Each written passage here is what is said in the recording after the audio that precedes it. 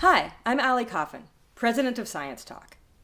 We're excited to partner with Taste of Science to help you prepare for your presentation at an upcoming Taste of Science festival. We've prepared a handout to help you prepare for that presentation. And now I just want to emphasize a few key elements of preparing any good talk, particularly a talk for a non-science audience.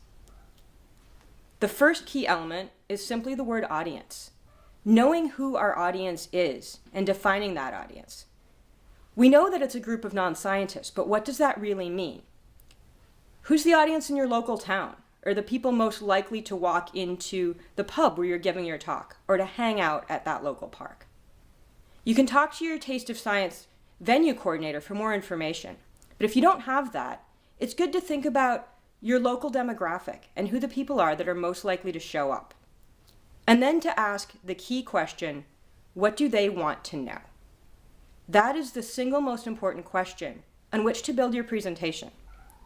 Once you've defined what they want to know, we can then move on to defining your core message, that single idea you want them to remember and take home. Yes, there are a lot of other points that will go around that core message, your supporting information, your strong opening and closing, but everything should support the core message, the one thing your audience will take away. There's a lot more on the handout, but there are a few other key points that I want to hit on now. The first is jargon. Simply put, jargon are terms that have specific meanings in different contexts. We all have jargon, whether that's in business or law or medicine or climate science. And those are words that have a specific meaning to us, but might not mean the same thing to everybody else. For example, take the word expression. If you study molecular biology, expression can mean the level of a gene. Whereas if you're not a scientist, expression can mean a smile or a frown. So we want to avoid that word and think about something else that could convey the same meaning. Another common word fraught with meaning is theory. As scientists, we understand a theory to mean a collection of well-grounded facts, like germ theory. Whereas for non-science audiences, a theory is often a wild guess, like a theory about why your neighbors stay out all night. So let's think about the jargon we commonly use in our talks and how we can avoid that jargon and use common terminology so that we don't alienate our audience and lose that message.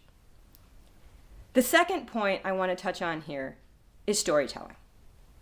Not telling stories and making things up, but telling stories to humanize us, to really show that science is done by people, and that part of our experience is having those stories to share.